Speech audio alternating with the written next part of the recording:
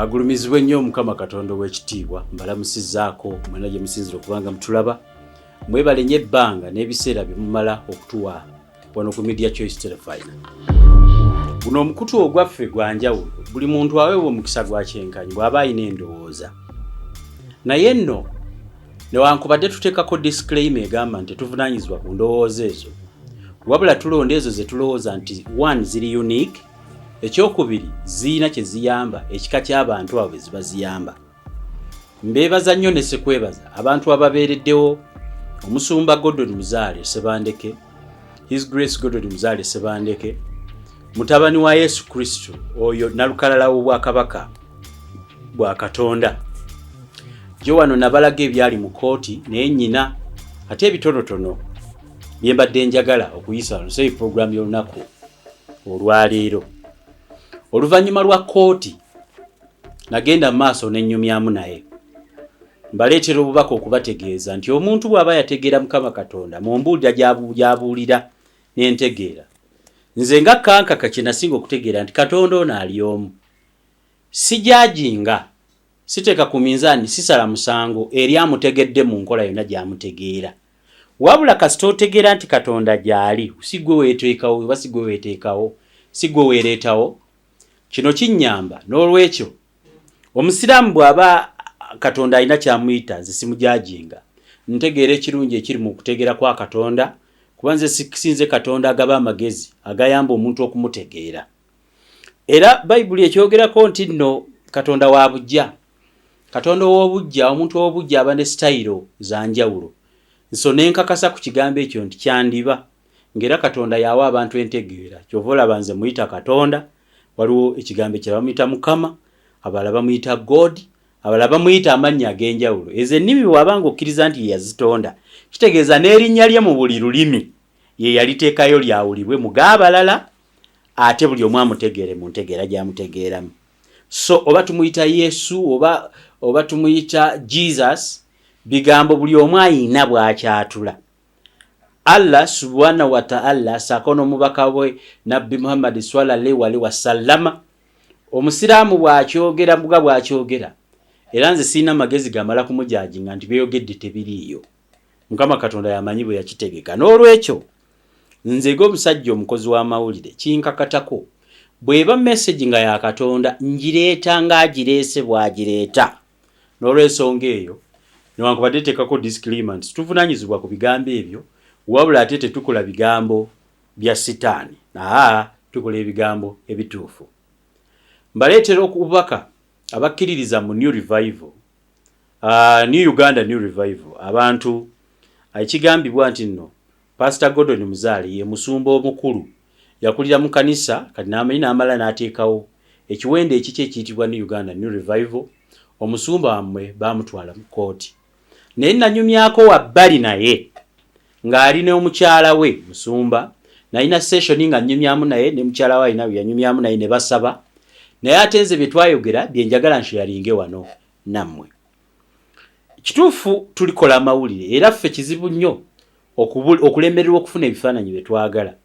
Kifaananyi ekyo kyembalaga, omusumba mmwe ali mu kkomera era awo yali mu katimba nga bamaze okumujja mu kooti, naye awo we twasitama awo wansi we twayogerera ebigambo.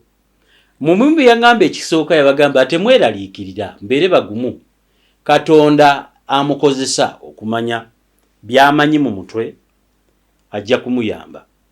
Wabula nze ebyo bigambo bya musumba yakkiriza nti oba baana oba mukazi oba baŋŋanda oba mikwano oba basabi banne abakkiririza mu Uganda etalimu basumba basiyazi, abakkiririza mu Uganda etalimu bukulembeze butalina accountability, nga accountability eyogerwako ya Katonda, abakkiririza mu bukulembeze nga ffenna tuli kyenkanyi mu maaso g'obulamuzi bwa Katonda, yabagamba mbeere bagumu. Naye nze nsinzira no bategeeza nti mmwe muli ba mwoyo.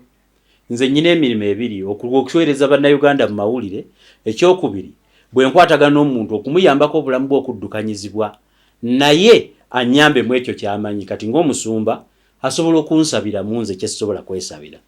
Kati nsinzira wano bategeeza nti ekkooti ekyagenda mu maaso, wabula nina obwetaavu nze bwa mirundi ebiri. Ekisooka, omusibe asobola okuba ye ng'alina byakkiriza naye mu nkola eno ey'ensi nga Kristo bw'agamba nti sajja kudibya mpisa ya nsi wabula okugirongoosa n'ogitereeza.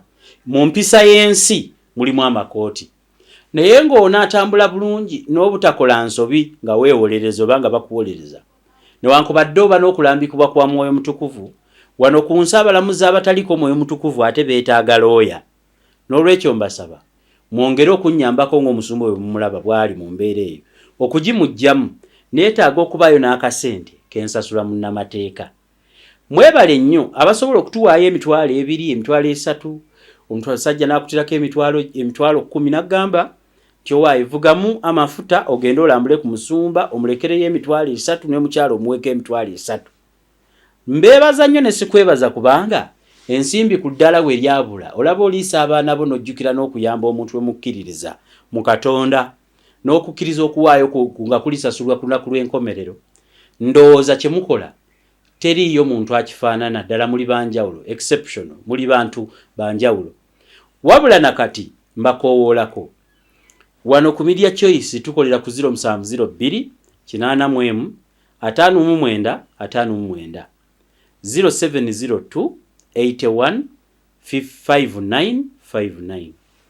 Tuyina n'ennamba ya MTN eri 0782 05 7604 0782 noti 5 76 noti 4. Ezo zonna ziri registered mu mannya Kankaka Emmanuel. Bw'osangako erya Peter ge mannya gange. Emmanuel nazaalibwa mu nnaku nkulu ez'amazaalibwa ga Kristo, nazaalibwa nga 23 December. Peter, you are the rock on which God will build his church. Ferwazi Katonda kwaliteeka ekkanisa ye. Nendooza mukiraba mulimo ngukoze bulungi. Ferwazi okuzimbibwa ekkanisa ya social media ennaku zino mu kye bayita New Uganda. Nze nno yakinnyonnyola namuwa mukisa. Samuwa mukisa yaŋŋamba nti sinze ngugaba, Mukama Katonda ye yandaga nti nze nnyina okutambuza obubaka. Mu kutambuza obubaka bwe ntambuza si bwange, bw'aba ababoogera ne Mwoyo Mutukuvu abubatuma.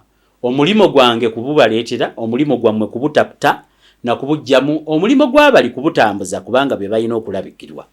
N'olwekyo bino ebyekkooti byawukana ku guli omulimo. N'olwekyo tompeereza y'akaseeti n'oŋŋamba nkuwadde ku lw'omulimo gwa Mukama. Nedda, nze siri mubuulizi wa njiri, wabula nsobola okusaasaanya enjiri y'omubuulizi w'enjiri. Nze nnyina embeera mwe nsobola n'ogibuulirira abatagikkiririzaamu. Nandi kirumu omukutu gwange gulirokola omuntu bw'alibaayo, gulisiramula omuntu bw'alibaayo omusiraamu, kubanze nzikiriza nti Katonda ali omu. Entegeera ez'enjawulo ye yazituwa, sizivunaanira muntu yenna nti lwaki otegeera nti Katonda bamuyita Jehova, lwaki oli Jehovah's Witness. Buli omu bwamutegeera bwe mulekerayo, sinze mulamuzi. Kaakati neetaaga ennaku z'omwezi nga 31 omusumba Gordon Muzaale Sebandeke agenda kudda mu nkomyo mu Kaguli.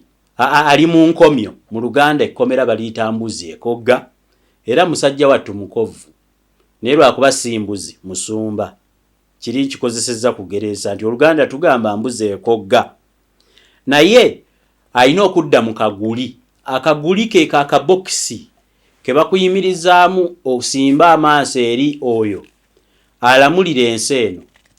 Oyo omuntu oyo alamulira ensi eno bw'alaba amazima gamba olina kuwesiba ku mazima. Era nakyagala nnyo omusumba Muzaale bwe yayimira n'agamba nti ekisooka yaŋŋamba bino bigambo bya musumba, nze naliwo nayogera naye yaŋŋamba yasulanga bubwereere, baamwambula bamutwala mu safe house gye simanyi yali luddawa kuba nze sikola mu safe house simanyiiyo. Ne bamutwala ne bamutulugunya. Ekigamba kutulugunya agamba bankuba nnyo, era tebaakoma bukomi mu mukuba wabula baamukubanga bamwambudde ng'ali bute ng'ayagala yajja n'akuba bwe yaŋŋamba. Wabula ate nze bwe yaŋŋamba n'ensanyuka. Mulowooza nasanyukira okumukuba? Nedda. Najjukira mu Bayibuli ye kennyini mwasinziira, era nga naawe mulaba Bayibuli tezimuva mu ngalo kati ate zaasukka. Takwata emu, ayina ey'Oluganda, ayina ey'Oluzungu, mukomera gy'ali aziweza.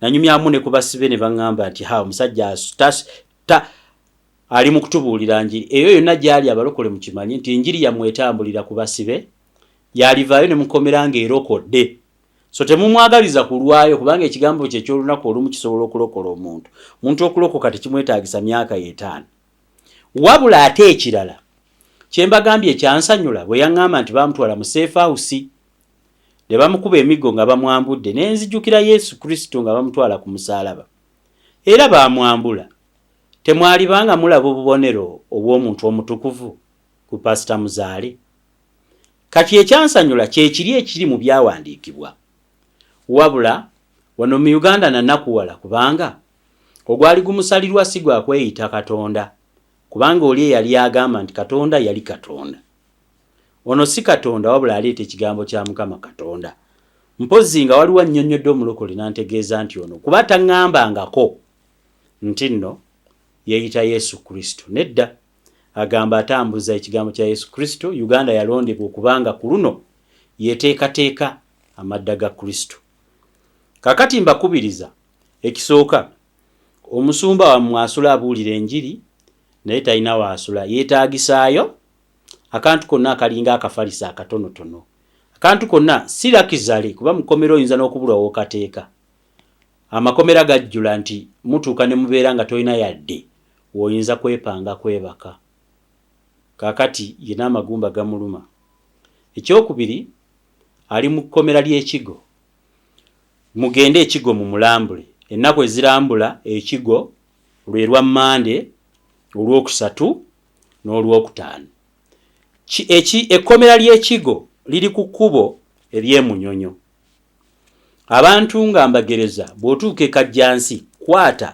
ku kkubo eriva ku express eva Entebbe naye nga kino kikwata Munyonyo otuuke maaso eri ewali enkulungo ng'edda ebusaabala ogiwete obenga akomawo bw'oba okomawo ojja kulaba ekitundu kye bayita Kigo okuva e Kajjansi mpaka ekigo kikutwalako singa tewaliwo kyuma kya wakati kyali kututekedda kikanga 5 olwokuba waliwo ekyuma kya wakati olina okugenda eri n'oweta n'odda awo kijja kutwalako eddakiika nga 10 so omuntu okuva e Kajjansi okutuuka ku kkomera ly'ekigo twebaza nnyo aba Uganda Prison Services newankubadde ennaku zino batandise oba militarizing but it is a service bw'otuuka ku Uganda Prison Service beera ng'olina endagamuntu bakubuuza gwani era ogenda kulaba ani tomutwalire emmere enfumbe oyinza omutta kuba oyinza omuteeramu obutwa nga tomwagala mulimu abataagala babuulizi ba njiri ne mu Bayibuli mulimu abaamwegaana nedda ne mu kibiina nga bamukuba emiggo Kristo mwalimu abaamukanyugira ennyaanya envundu kitegeeza baali babunye nga banyikidde mu mpisa y'ensi kale no bwe yazuukira nkakasa nga baamusaba okulokolebwa myoyo gyabwe okusobola okutuuka mu bulamu obw'olubeerera kaakati n'olwekyo mbadde mbagamba nti ali Kigo mu kkomera ekigo mu kkomera ogendayo olw'Emmande n'osaba nti nze gundi national ID yange yiino nze okulaba musumba Gordon Muzaale totwala mmere bw'oba osobola ng'olinayo kasente waliyo kantiini omuwandiika wali mu kitabo n'ogaa nzize okulaba omusibe wabula omusibe muwaddeyo emitwalo 2 kati awo ne bakukkiriza ne baggula geeti ey'okusatu osooka ku geeti esooka n'ogenda ku y'okubiri n'otuuka we balindira paka lwe bakuyita nga wewandiisiza mu kitabo olina okuba n'endagamuntu oba ID y'ekyalo olina okuba kali n'ekikunyonnyolako bw'oba mwana wa ssomero ng'oli muto oba ne ID y'essomero oba ogenda wali omusirikale n'akuwandiikira ekiraga nti oli mwana muto towasobola kufuna ndagamuntu omuntu omukulu naawe osobola okugyayo n'ekiwandiiko n'owandiika erinnya lyo ku geeti ey'okubiri ng'oyigidde mu kageeti ak'okubiri ojja kulaba kantiini ekigo olabewo awandiika akuwandiike olindirire okukuyita ku geeti ey'okusatu ye wali akatimba woolabira omusibe era omusibe bamutegeezaako nti olina omuntu wo oweebwa eddakiika 15 oba 10 okusinziira ku population ne traffic abeera ku kadirisa okulaba omuntu nze mbadde ngendayo nyina omuze gw'okulambula ku basibe nga si kibavunaanira nti mwe temukikola wabula ze zimu ku nkola zange kubanga buli omu mu nsi muno mu nsi y'abantu enyigiriza etategeera Katonda nga sitaani agiriddeko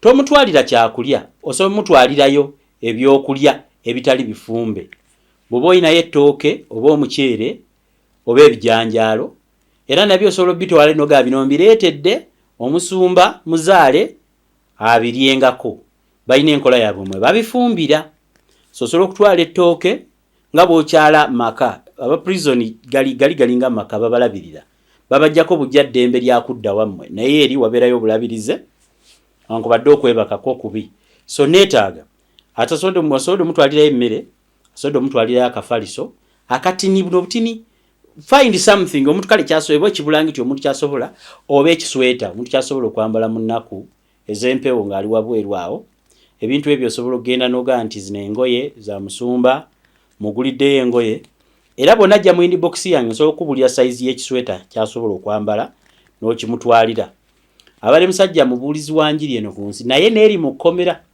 naweebwa obujulizi ku basibe be baali bamulina ab'enkumu nga baŋŋamba waaye musajja mukulu gwozza okukyalira musumba omusajja bambi mumuyambe talina kyakulya mu kkomera ekirala omukyala n'abaana omusajja oyo alina abaana simujjukiza ennaku naye omwana we omu yamufaako wabula alinawo olwedde kati abaana abaliwo njagala waaliviira mu kkomera nga mukyala wa artist bwe tufunayo ebiri tugimuteerako ku ssimu kubanga abo bemulaba ababuulizi banjiri tebalina mirimu nti oba balima obulamu bwabwe obusinga babumala mu buweereza bwa bubuulizi bwa njiri ate obubuulizi bw'enjiri bwabwe si bwakusolooza tebalina ekibbo buli abuulira enjiri asooka kuteekawo ssente be bantu benasooka okulaba nga enjiri tebagitunda n'olwekyo banaku mu bulamu bwa bulijjo obw'ebyenfuna by'oku nsi ndowooza bagagga nnyo mu bw'omwoyo n'obulamu obuddako sinze mbugaba era simanyi miteeko Katonda gye yabagerekera mu ggulu simanyi na what is their share in the life after here but I think wano mu bulamu bwa bulijjo tebalina wabula beetaagayo obuyambi tusobola obubatuusaako n'alibadde mbasomera ennamba ya mukyala musumba naye ntya oluvannyuma lw'okutulugunyizibwa okwalagibwa ku musumba muzaale omuntu asobola omukola ekibi kyobola sijja kugibawa muyite munze ndi musajja mwerufu era ebbanga lyonna mbadde kuno n'ebiwulirwa byonna yalya ssente za gundi saazirya kubanga nze siri muli wa ssente si kituufu ate era programu zino nze nzikola temumanyi programu eno okubatuukako mba naakagiteekamu ssente mmeka nedda temukimanyi naye olw'okuba si mmwe mwantu mangukola era siguba banja kakati waliwo ekirala kyenjagala okusembyayo omulokole omuntu eyo yenna ng'oli mulokole ng'olaba vidiyo za kankaka ekisooka musooke mumbuulire mujje mu inbox yange 0702885959 lwaki mulowooza nti nze ataayatulanga bulokozi nze empeereza programu zammwe ez'obulokole nfuba okulaba nga nteekawo kamera ey'ebbeeyi Annington yabeerayo mu production okuproducing ebinyirira era ebifaanana ebyatuuka n'okutiisa gavumenti kuba gavumenti eyagala obululu teyagala ayogera mazima kati kye mulina okyokumanya lwaki mulowooza nti abalokole abagagga abalina obusobozi abalina n'emikutu egisobola okugobera okusinga egyange nze ate asobola okutambuza enjiri y'enkyukakyuka mujje mu nnyonyo nange sikimanyi nkola bukozi mukinyinyonyole mu bw'omwoyo nze nga nze kinyamba kikuba sikimanyi nkola bukozi actually n'omusumba muzaale njagala okutegeeza abampalana oba abatera okwogera yaga ati oyo omusajja bw'akuteeka ku midiya yo gwera mu kkomera kansinzire wano okubategeeza nti nze nga omwanjuzi wano ku media choice sinze nteekateeka ebigenda okulagibwa tulina ttiimu nene nze ndi presenter bwe mmaliriza nyina obukugu mu editing n'okumanya n'okusengeka so omutwe gwange gwe gwandeeta mu kamera ekyokubiri omuntu okujja ku mukutu guno sinze munoonya abantu baatuwagira ne tufuna following emala kakati olw'okuba tuli bantu b'amazima tugaba omukisa gwa kyenkanyi amawulire ge Uganda gaafuuka ggula atalina ssente tatula ku TV ya muntu kuba ziri bizinensi ffekka abantu omuntu ng'alina ekizibu ne tumuteekamu amafuta ne tugenda ne tulya ekizibu ne tumugulira n'omugaati ne tugumulekera ku lw'ekizibu naye omuntu oyo tamanya neze twamuguliramu omugaati twazijjawa kaakati nsaba okubategeezaako abatera okwogera mbu bw'okyala ku mukutu gw'oyo omusajja bakusiba oyo mbega sirina muntu yenna ku bantu bonna bemulaba ku mukutu gwange gwe mba mmanyi nga tannajja sinze mbayita. Abantu baba n'ebizibu byabwe ne bankubira essimu nga banyigiriziddwa, ng'abamu baagala kwetta, abalala nga basibiddwa, abalala nga babonyeebonye, ng'ensi egaanye okubawuliriza. Ne baŋŋamba mwami Kankaka, gwagaba omukisa abantu okwogera ebizibu byabwe. Nyamba otegeeze ensi ku butali bwenkanya obwantuukako. N'omusumba Muzaale y'omu ku bantu abajja bangoberera. Era yankubira ne mbonwawo nga nnyumya naye ku WhatsApp. Era yankubira kumbuulira njiri. Wabula enjiri bwe yali agimbulira n'aŋŋamba saagala gibuulira ggwe wekka. Osobola kumpa omukisa ne nkozesa omukutu gwo okubuulira enjiri ya New Revival, New Uganda New Revival. Ne mugamba weewaawo nze nyina common sense. Sobola okupima nti bino ebigambo bijja kuyamba oba binawe bijja okutuusa ensi. Naye ate nkimanya nti bino ebigambo bisobola n'okuleeta obuzibu. Wabula nze nga nze bwe mpimapima ebirungi ebinaava mu kintu, nzikiriza n'ebitono ebibi ebisobola okukivaamu. Kubanga omukutu gwange si gwe gwa streaminga Yesu Kristo egologoosa. Bwe baali bakuba Yesu kibooko, bwe yajja kuno ku nsi ne bamuwakana, Kankaka kati Media Choice yatandika mirembe gya Yesu. Eyinza okuba yaliyo mu nteekateeka za Katonda, anti amanyi kye naakola, yammanya nga sinnabaawo. Naye mu byaddala nali sinnaba kujja ku nsi. Kaakati omuntu bw'afuna obuzibu nga n'omwana wa Katonda baamukuba emiggo ne bamukobera n'emisumaali mu mutwe, ova oti eri n'omutwe gwo ogujjudde sitaani omwereere, n'oga nti omukutu gwaffe buli muntu atuulako bamusiba. Ffe twastreaminga Yesu egologoosa. Kambuuze, ekkomera Pastor Muzaale gy'ali ekimu ku bizibu byasinga okubeera nakyo, musajja wattu mukovu kubanga talina yadde weyeebaka. Abantu bajjudde mu makomera to an extent nti ekkomera lijjula ne wabulwawo yadde ruumu empya gye bazimba. Abasibe ne batuuka okwesabira nti singa gavumenti ezimbayo kaluumu akalala ne tukendeera, kubanga batuuka obudde obw'okwebaka nga balina kuyimirira buyimirizi. Ono n'atuulamu omulala n'ayimirira ne mwefunza musobole obutafa. Abantu abo bonna abali mu makomera abaasibwa baamala kujja ku Media Choice oba buli yabasibya mbega wa gavumenti. Ebintu ebyo mubiwulira. N'olwekyo mukendeeze ku mpalana, effubitizi, obutayagaliza, saako n'embeera embi. N'olwekyo nsaba okubategeeza, tobeeranga n'effubitizi, enge, obutaagaliza, obutaagala kukola, n'okwagala okusaanyaawo omuntu by'akoze. Ffe wano ku Media Choice tuli bakugu nnyo. We are very professional in our job. Bwe tuba nga tugukozesa bukugu bw'otalina, totulimirira. Mbategeezaako nti Media Choice si yekyalako buli muntu gwe baasiba mu kkomera. We are not responsible for any prisoner here in Uganda. Wabula mbaddiramu. Nze ndi investigative journalist. Investigative journalist aba mukesi wa mawulire. Si mukesi wa government era nkettera abantu. Abantu mmwe kubibaluma, kubye mwatya. Nze nteekayo obukugu bwange bwennyina bwe mutalina ne mbaleetera facts. So n'olw'ensonga eyo, there is a difference between a government state or a state spy and an investigative journalist. Bonsanga eyo mu cover zange nga nyina wendi nyina byenketta. Information mbanjireetera abantu ku lw'amawulire ettundutundu lye bayita investigative journalism. N'olwekyo saagalayo muntu yenna sitaani gwe yajjuza butaagaliza enge ajja n'aŋŋamba nti oyo state agent, state eyaawa mpozi God is state. Ekirala aniresinga gw'omu ku abo abakola ebikolwa ebyo. That's why otya nnyo nze okunoonyerezaako, kubanga tetugulwa, tetugulirirwa. Oyo ayagala okutuwagira atuwa mu bulungi n'atugamba mwongereyo emirimu kuba tukozesa amafuta, data na buli kimu n'ebintu bye tubakolera mu birala byawukanako n'ebyabalala. Ekirala omuntu asobola okutuwa ekirango. Tuyina department number eya advertisement. Omume tujja omusaala gwe teesasulanga abantu. bwe tufunayo ekirango kati tulina birango kati tulina n'omukyalo omugwetera okwogerako naye ate ekikye si kirango nakiraba nga kyetaagisa abantu okufuna obujjanjabi obw'obuzaale wabula mwogerako naye gwoba oyagala okumanya abantu wamamojja n'atubuuza mwe ebigambo ebyo mwogera ani abasasula no tulina bino bye twogera for the common good for the well-being of a soldier, a priest, a trader, a wheelbarrow pusher, a hawker, everyone, and an ordinary housewife who does nothing except take care of his children, of her children. Kakati, bwe kiba omukutu guno guyamba abantu bagufunyemu ebirungi bingi, abamu bawonye, abamu amaloboozi gaabwe, abamu bawonye okwetuga ng'afunye waayogerera.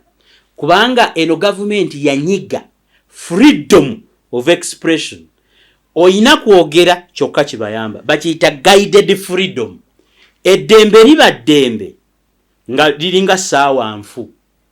Eddembe ly'omu Uganda liringa ssaawa nfu ligerageranye ku ssaawa enfu. Essaawa enfu ey'akalimi eba ntuufu emirundi ebiri olunaku.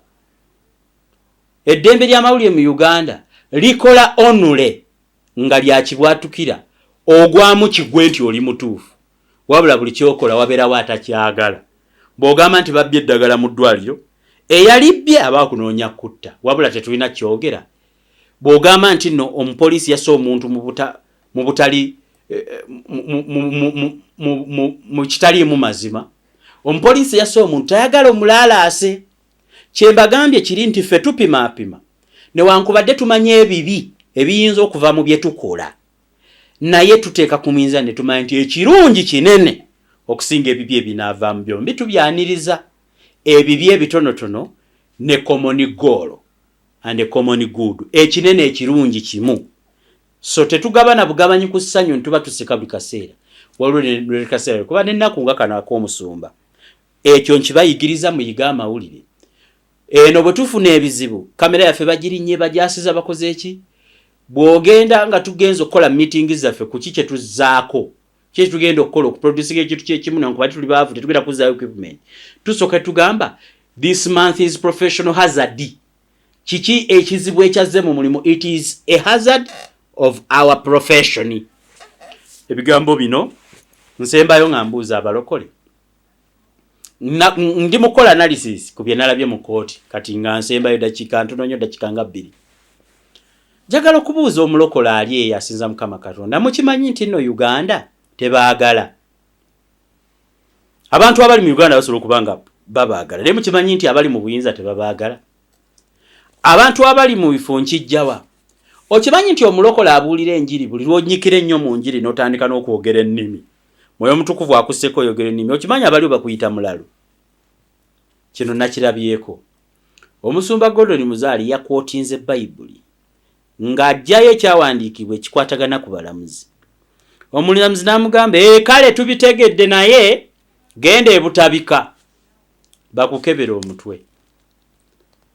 It seems you people who are saved, born again, other people in different professions, abayivu abayiga ebitabo ebiwandiike mu mutima gwe babiyigiramu balowooza nti abuulira enjiri muguwa ddalu nti era akwotinga Katonda aba agudde eddalu. 2 nkambazzeeyo nabuuzako professor omuntu lwaki ba professor mwogera ebintu by'ekigu ky'eddalu nampa ansa okuva gye nategeera. Professor yaŋŋamba nti gwawuliriza obwongo bwo buba wansi okutegeerayo ebyagamba. Omuntu wa bulijjo atalina PhD, philosophical doctorate, a philosophical doctorate, obuyivu obukyasembeyo mu field yo n'omuntu gy'aba akutte. Kati nga nze ndaba muzaale oyo muzaale Gordon Muzaale ali ku ddala ly'okubeera ne philosophical doctorate mu ntegeera ya Bayibuli. Tambuulirangako nti yasoma n'agenda n'amalako senior 6 n'agenda mu university n'afuna degree esooka mu kubuulira ekigambo. Wabula entegeera ye ayinza okuba yemu ku basajja abasobola okuwandiika Bayibuli nga tagirabyeko. Asobola okuwandiika Abaleevi, n'awandiika Abakolinso, n'awandiika okubikkulirwa, n'awandiika buli lugero olukwatagana ku Dawudi, Musa. Mu bigambo si kumanya bumanya olugero lwalimu mulamu aki, wabula buli kigambo n'obutasobyamuleeta egyo akimanyi. Kati kinzizaayo wali ku kye mbadde mbabuuza, mukimanyi bwe mutegeera ennyo Bayibuli abalamuzi b'ensi eno babalamulanga baguba ddalu. Nze bulijjo abantu babyogera osanga omubuulizi w'enjiri n'ayogera noga yona ntawanyiza ki lwaki andeekaanira ate abalokole mwe mwabitandika mubuulizi w'enjiri munna aba ayogera noga ayogedde biki eyo Mukama Katonda bw'ati bw'agamba. Bayibuli asomye eki kyokka ekyewuunyisa mu makomera ne ku makooti ate ekigambo kikyayongera okutambula kubanga n'abadde ne ku kooti nga waliwo abaleze box ne box bya Bayibuli babigabira abantu badde eri Katonda. Kyokka ate omulamuzi atudde mu ntebe y'obulamuzi ono bwe yamukootingidde Bayibuli n'amugamba kale mbiwulidde naye bakutwale butabika ddwaliro ly'abaguba ddalu. Kitegeeza ebigambo muzaale byayogera bamubuuzisa abirabanga nti bya kigu kya ddalu. Ekirala okubikkulirwa n'okwogera kubaawo kwa Mwoyo Mutukuvu ffenna kwe tutalina. Okukkiriza kwaffe abamu kutono njogera abo abatakkiriza nga kijja kumwetaagiza enjiri ogiddiŋŋana nga mawolu okugajjamu omukkuto. N'olw'ensonga eyo njagala kumanya abalokolera mujje mu inbox yange munnyinnyonnyole muntereko bakamunyinya lwaki bwe mubuulira ennyo enjiri ne mukkako ennimi musabe Katonda ayongere okukkiriza mu nsi eno abantu baleme balabanga balalu. Nakirabyeko kati Pastor Muzaale nze nayogedde naye 1 alina trauma lwakuba yeegumya baamukuba nnyo alina okutya kungi naye ne wankubadde weekuli Kimbibiri Yesu, kimbibiri Mukama Katonda, kimbibiri nalabikiddwa, kimbibiri nayogedde ne Katonda, kimbibiri Mwoyo Mutukuvu ali matu gani. Newe baaga kuba amatu ne goonooneka kubanga tegakyawulira bulungi n'okwogera ayogera nnyo. Oyinza okulowooza oba kiki naye Mwoyo Mutukuvu akyagoogerera mu kitegeeza tekyetaagisa katuli ka kutu katono oba tekyetwagisa kutu kulinga kiyuuni kikola kya jjuuni okutegeera ekigambo kya Katonda. Oba olina butono ng'obwange oba olina manene ng'aga Pastor Muzaale era osigala okola ki ekigambo oba wakukitegeera. Mbasaba nga bwe mumulaba omusajja ali ku byuma ali ku mpingu nkakasa mu abasoma Bayibuli mumanyi waliwo n'akatambaala ke baasiimuuza Mukama Katonda okwasigala ekifaananyi kye waliwo ababuuza waliwo abakuba ebifaananyi bya Yesu baabijjawa ekifaananyi kya Yesu ani yamulaba. Nzikiriza bulungi nti nanyina we nasoma ewali omukyali yasiimuula omusajja ono Mukama Katonda n'asigaza ekifaananyi mu lugwero yamusimbuuza ekifaananyi ekyo oba wekyava nawo munsomese okubanze batugamba wekyava the image of Christ yafaanana atya nti wekyakola ki unless nga artist w'ebiseera ebyo yaliwo ekitone ky'okusiiga takirina bulungi naye yamala n'amukuba.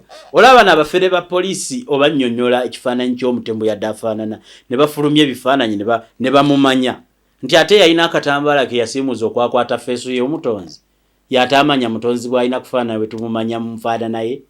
Naye omutonzi abeera mu mutwe gwo era abeera mu ndowooza era ali mu okukkiriza kwenzikiriza nti kuli mu ntegeera si kwa mubiri. N'olwekyo nsembayo mbajjukiza mukyalire Pastor Gordon Muzaale Sebandeke ekigo temumutwalira mmere enfumbe mutwalire akasente okawandike mu kitabo era naye bw'omulaba omunnyonnyole nti nkulekeddeyo wali emitwalo 2 gikozese ajja kusobola okubeera wali atumye ekikopo kya caayi. Ekyokubiri oba olinayo omuceere oba akawunga oba ebijanjaalo ey'emmere enkalu etafa mangu osobola okugiteekawo. Bw'anaaba asobodde okuvaayo amangu kubanga 31 alipoota gye bamugamba mbu prison erina omutwala ebutabika baleete lipoota kwe banaasinzira okusala omusango 31 lunaatuukira bw'ali basigazzaayo akasawo k'obuwunga ali kalekera abasibe abalala abatali balokole naye abalindiridde obulokovu saako n'abo abalokole abaavunaanibwa ebifaanagano ono byavunaanibwa. Ekirala nga 31 mbakoowoolako essaawa 2 beera ng'otuuse ku kooti y'entebe. Kooti etandikirwako eri awo mulyango gwa State House awo. Kooti y'entebe tewali wetamanyiddwa akomezebwawo nga 31 ayagala omulabako mu mulago obwagazi era ne date gimaakinge gisaakolinge. Bw'oba oyagala okwetuukirayo mulaba nze nange ngenda si kulwammwe sibagenderayo ngendayo ku lwange ng'omuntu ayagala omusumba era ng'omuntu wa bulijjo asobola okubeera mukwano gw'omuntu kuba nze mbeererawo ku lwa bannange simanyi oba bali mbeererawo bwe kiri ntuukako nenze nkikola ate sisuubira kusasulwa ne batalibeerawo sijja kukyejjusa ekyo kyendi. So mbasiibula mbalamira nti muyambe omusibe. Omuganda ali yagamba nti zirindaba olwange. Zirindaba olwange tawa musibe emmere. Kubagamba abe bamanyi abo babbi. Ko mulaba mukombero oyo muyaye nedda. Bwe zimutuuka bwe zikutuukirira muleme kufuuka bazirindaba olwange. Omuntu yenna eba musiba oba mutuufu oba si mutuufu obulamuzi bwa Mukama Katonda n'omulamuzi w'oku nsi eno singa abakozesezza okulamula okwentegeera ya Katonda omuntu afuna obwenkanya. Kati ndabula omuntu yenna ayagala okulya enguzi mu musango guno. Omanyi bw'obeera ku kooti ng'oyaggayaga onoonya akuyamba. Wabeerawo awo abagezigezi abakugamba nti ze mpaayo miliyoni 3 guggwe. Bwe munaazinsaba nze njazibawa. Omuntu wange aveeyo. Male nzija abalokole bansabire neetonde wa Mukama Katonda. Kubanga waliwo ne Bayibuli weeyogera nti weewale nnyo oli okukwata. Oba mwe mukimanyi mukinsomese. Kubanga bw'anakwata n'akutwala obuyinza ajja kutwala omulamuzi. Omulamuzi bw'anakwata ajja kukusalira. Ogende bugundo zabali boogera kuba kumpanya. Naye bw'olituuka mu kaguli ojja kusasula mpaka ku nnusu esembayo. Nkakasa ne Bayibuli etuwa olukusa okwetaasa mu mbeera ng'olaba kyetaagisa. Yenna ayinza okunsaba enguzi nja gimuwa naye manya nze ndi wa mawulire. Naamala ogikuwa nange empeereza abakubba. Bw'alimala okubba naye bamubbe. Kati kano kasango katono.